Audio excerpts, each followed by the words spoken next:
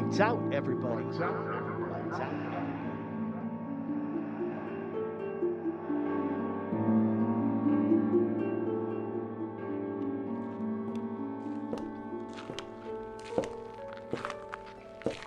Ah, it's a great night, isn't it? Yes. It's good to be alive in the spring. It's good to be alive anytime. The night air is so soft, Yes, like your lips. darling. I wish we didn't have to go there. So do I. There'll be a house full of loudspeakers trying to out-talk each other. Can't we just forget to go, Jim? Not a chance. If I didn't show up to one of Mrs. Hinkle's parties and she got wise to it, tomorrow morning I'd be reading the want ads and worrying where I'd get the money to meet that next payment on that engagement ring. Silly. Silly's right. That fat old tub owns stock in just about every business in this town. You go to her parties when you're invited, or else. It seems a pity to waste such a glorious night. If it were just a plain party, it wouldn't be so bad. But one of Mrs. Hinkle's. Are they as bad as all that, Jim? Worse. The woman's got a party complex. She thinks she's the daring type, but actually the last time she had an original idea was just this side of the Civil War. She's built like a battleship, and the only thing she does outside of clipping coupons off her bonds is think up screwy ideas for even screwier parties. Wait till you see her. I'm looking forward to it.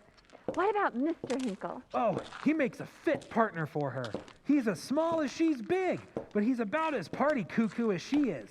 Yeah, and on top of it, he's one of these practical jokers. No. It's a fact.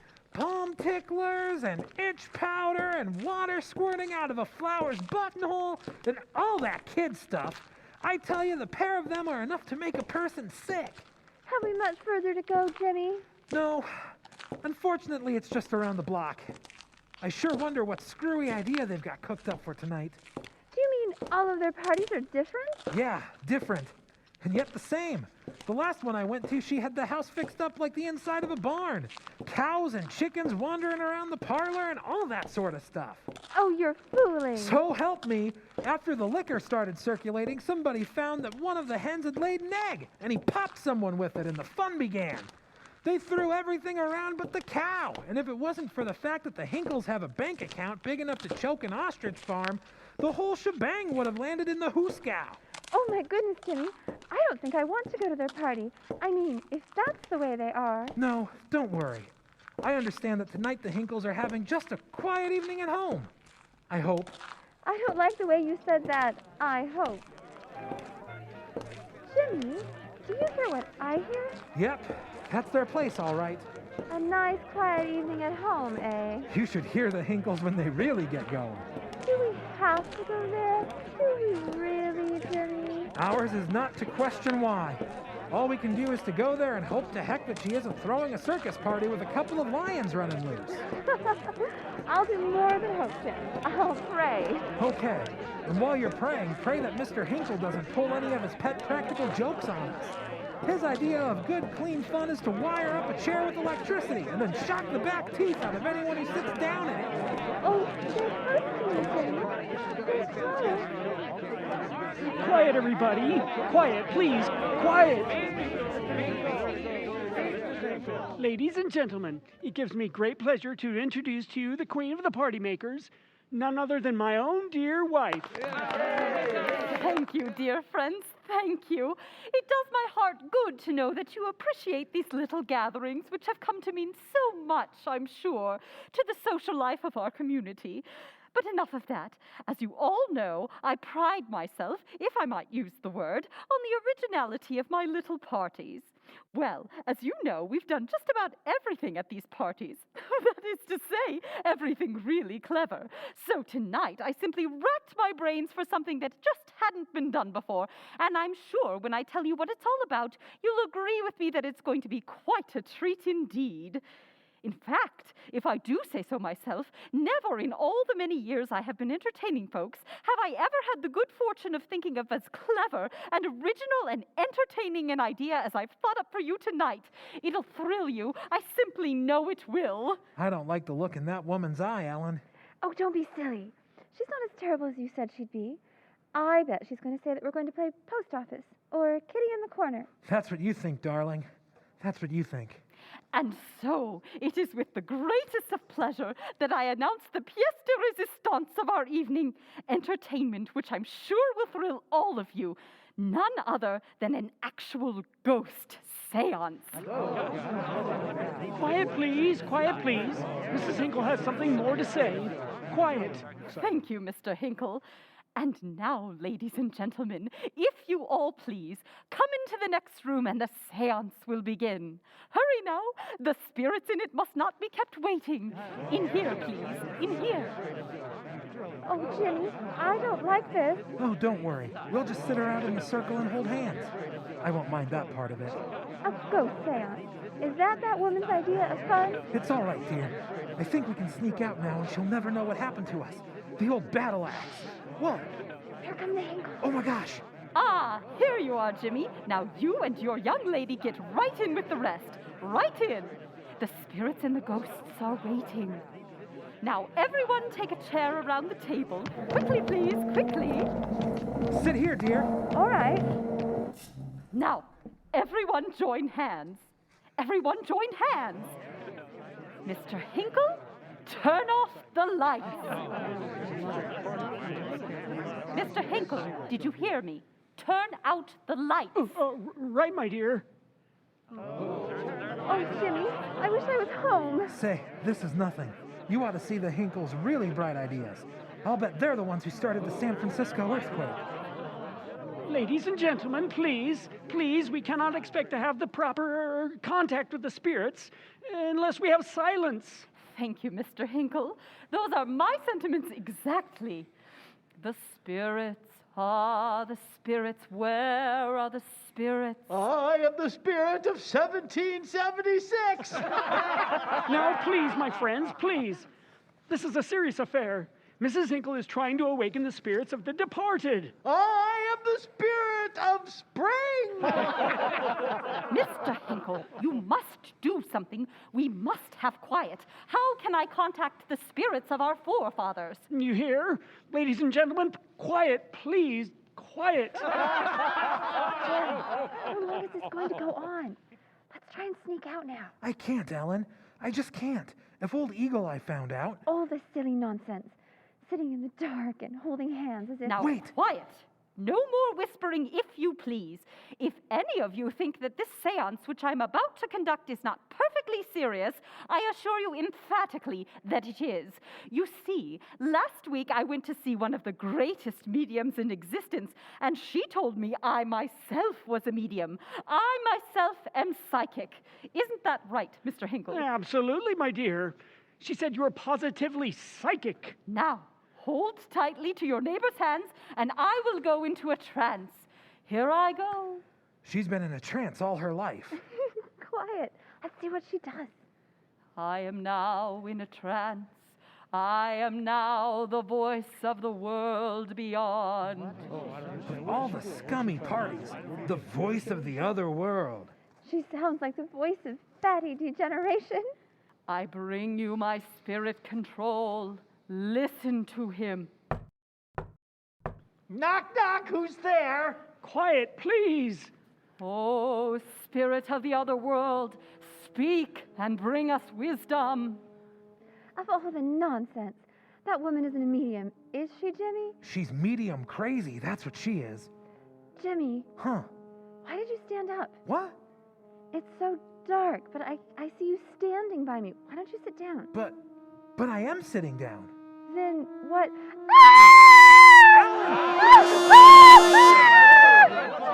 Turn on the lights, Mr. Hinkle. Turn on the lights. Yes, in heaven's name, turn on the lights. I can't find the switch. Oh, there, I've got it. That girl! Look at that girl! What's the matter? Who screamed? What's going on here? Oh, she fainted. Yeah, get some water, quick, somebody. Ellen, open your eyes. What frightened you? Look at the way she's got her hands on her throat! Take her hands away! Yes, she's choking herself. Yeah, sure. I don't know why. Ellen! Blood. Her hands are covered with blood. Get a doctor! Someone! Get a doctor! No, I see it clearly. It's just a scratch. Just a scratch. Jimmy? See, she's coming to. She's all right. Just a scratch on her throat. Just a scratch. Scratch! You fool, look! It's teeth marks!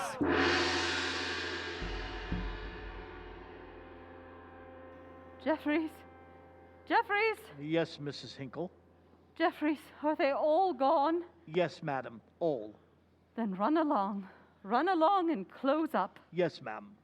Most deplorable thing that ever happened to me.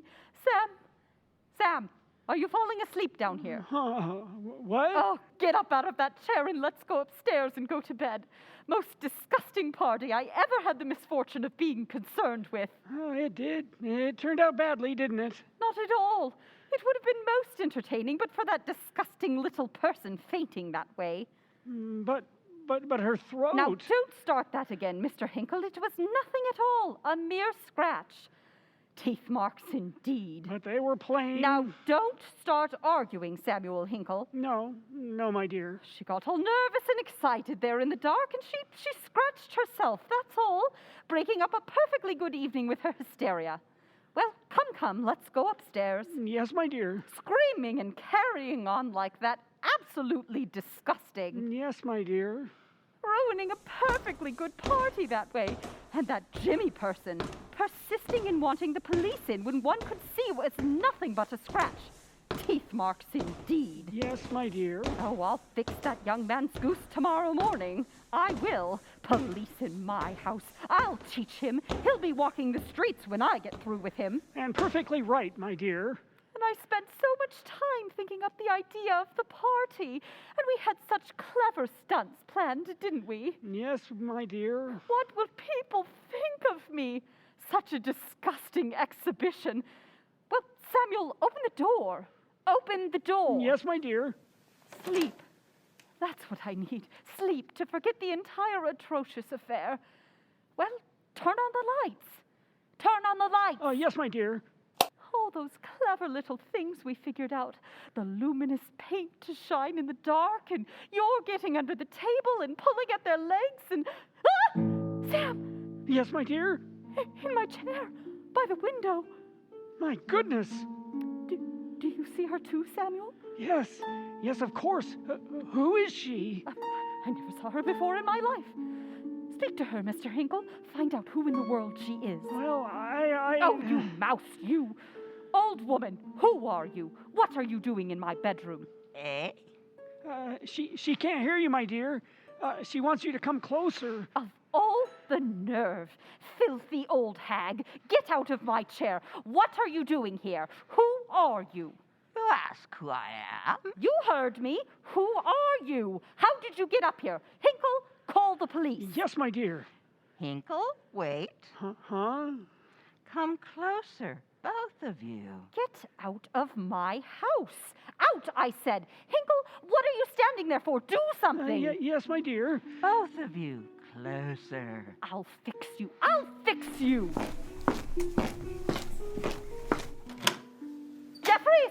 Jeffries, come here. Jeffries. Yes, Mrs. Hinkle. What is it, Mrs. Hinkle? Is there any trouble? Jeffries, come in here. Yes, Mrs. Hinkle. Jeffries, call the police. Ma'am? My husband, for some reason of his own, apparently is fascinated by that horrible old hag. But you certainly aren't. Call the police. I'm very sorry, Mrs. Hinkle. I'm afraid I don't quite understand. The police. The police. Call the police. Don't you understand simple English either? Call the police. But begging your pardon, madam, why? Illegal entry, breaking, disorderly conduct. I don't know exactly what reason. There must be some law in this community that prevents a woman from just simply usurping someone else's home. My dear. Oh, you shut up. Jeffries, you hear me? Don't stand there. Call the police. I want her thrown into jail. Sitting there smirking at me. Call the police. But, madam, whom are you talking about? In the chair, by the window. Look. But there is no one there. No one there? What are you? I was trying to tell you, my dear. She just went. Went? Just like you turn out a light. It's so late, madam. May I retire? Get out! Get out! Thank you, madam. Samuel. Yes, my dear? Where did she go? I wasn't watching. Where did she go? I told you, my dear. Answer my question. Where did she go? I don't know. But she must have gone somewhere. You were watching her. I wasn't. Tell me, where did she go? She just disappeared. You fool. People don't just disappear. I know. She sneaked downstairs. My silver. She sneaked downstairs while I was talking to steal us out of house and home. Hinkle. Yes, my dear. Go downstairs and see if she's down there. Quickly. Yes, but... Quickly, I say. Go down there and... Ah! What? There she is. She's sitting in front of the door now. You do see her, don't you, Hinkle? Yes, I see her. Samuel. Huh? I think I can see the back of the chair right through her. Yes. Sit down, my friends. We have a long time ahead of us.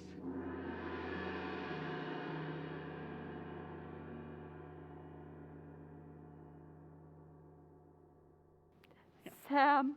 Yes? So late. Yeah. I slept a little. Not me. Her sitting there staring. I got so tired. I've been thinking all this time. Thinking what? Thinking what she wants of us. She hasn't said a word in hours, has she? She doesn't have to speak, Sam. I know. Know what? She wants to kill us both. I know. The dead can't kill. While you were dozing, I went close to her. I thought maybe somehow I could get by through the door. Well? She kept looking at me as I was coming closer. Yes? And then when I got very close, I couldn't move anymore. How can that be? That's the way it was. If we yell for Jeffries... You always were a fool, Sam. Try to yell. I can't somehow. I never was afraid of anything before. And I've always been afraid. What's she waiting for? What is it? Staring. Why doesn't she speak again? No. When it's daylight, things will be different then. She'll go away. A dead thing like that can't live in daylight. But it's hours until day yet. Hours. Sam, I can't stand it anymore. Go up and talk to her. No, you. Sam, do as I say. I can't talk to her, not I. Somehow I've got a feeling that if I do talk to her again... Well, never mind that now. Go up to her. Speak to her. Maybe you can find out why she keeps staring at me. Why me? Why me? I'd rather not. Sam, do as I say. Yes, my dear, yes.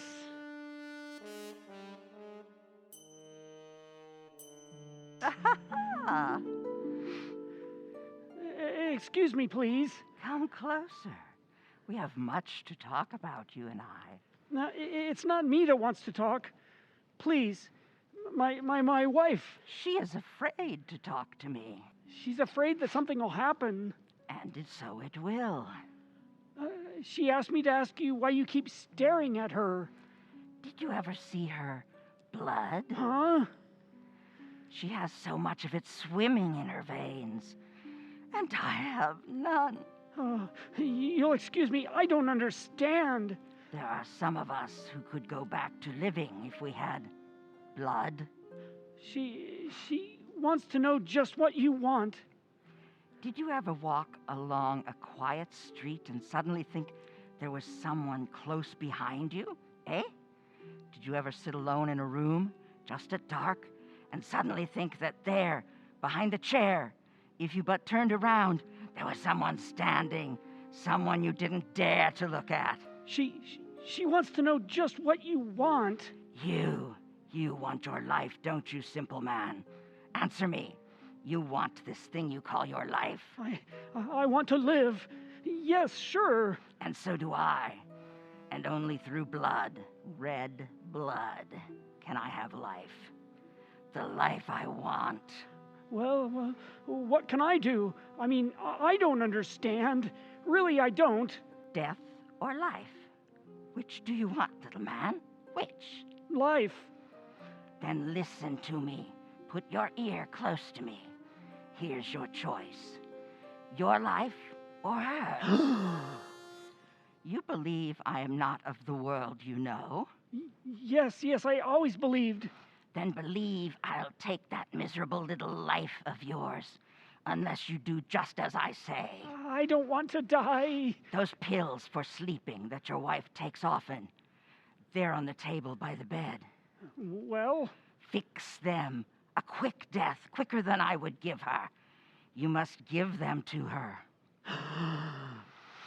You fool. She's kept you under all these years.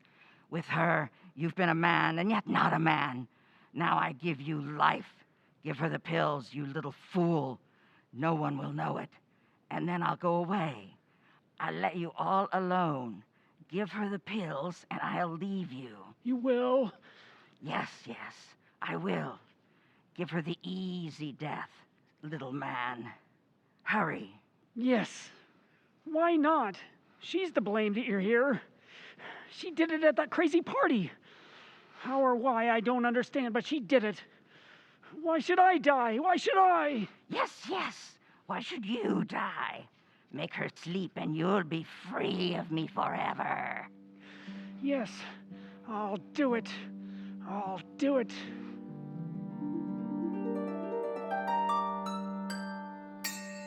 What did she say, Sam? What did she say?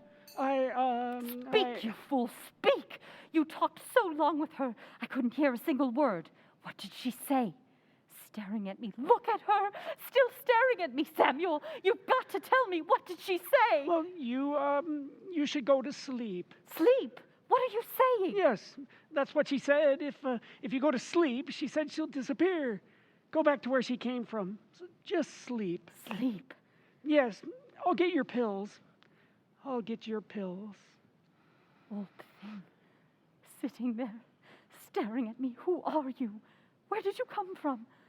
The dead don't live, and yet you're dead. I know you are. Come closer. Come closer. I think she said come closer. Come closer. I've got to do it. Closer. What do you want of me? What? Quickly, listen to me. If you listen, I'll give you your life and go away. Hear me? Go away. Yes, I listen. He wants to poison you. He thinks I'll give him life if first he kills you. Oh, no, he wouldn't. Not he. Look, there in the corner. He mixes up a poison brew. Those sleeping pills you use, he fixes them. All of them. No. Listen closely. He'll take a glass and give one to you, the poisoned one. Switch the glasses. Give him the poisoned one. But... Do as I say, and you'll have life. Kill him for me, and I'll give you life. You hear me? Give you life. Life, yes, I'll do it. I'll do it. Go back. He is ready for you. Yes.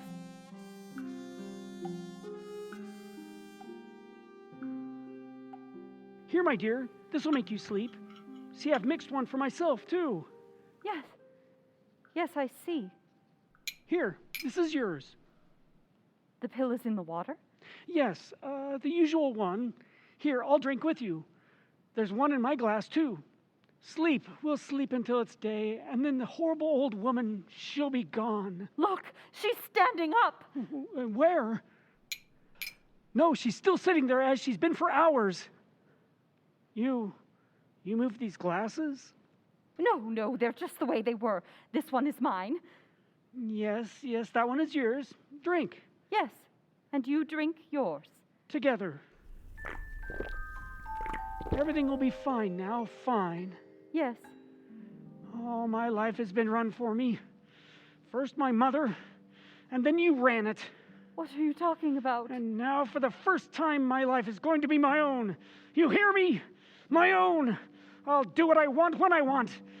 And no one, my head. Sam. Old woman, you see? I did it. He's gone. Now you've got to go away. You said you'd go away. Yes, I said I'd go away. Why are you coming toward me? The other way, out where you came from. Yes, soon I'll go. See, he's lying here. I did just as you said I should. Don't look at me like that. He's dead. Yes. And we're alone. What?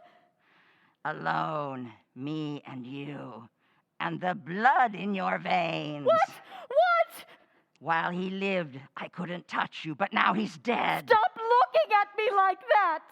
But now he's dead, and we're alone. I tell you, stop looking at me like that. What do you want of me? What do you want of me? What I need to bring me back to life. The thick red liquid of life in your veins. To fill the emptiness of mine. Red life. I'll drink it. No! Vampire! You... No!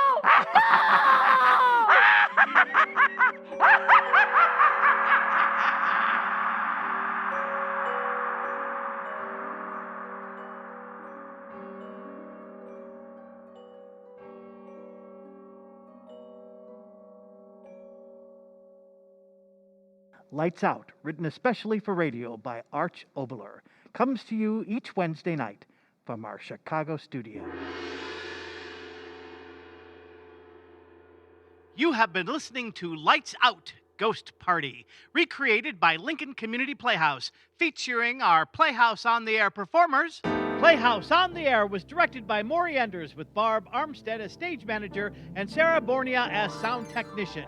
Music arranged and performed by Jack Forbes Wilson. For more information on Lincoln Community Playhouse, please go to lincolnplayhouse.com. And if you enjoyed our program, please like and subscribe.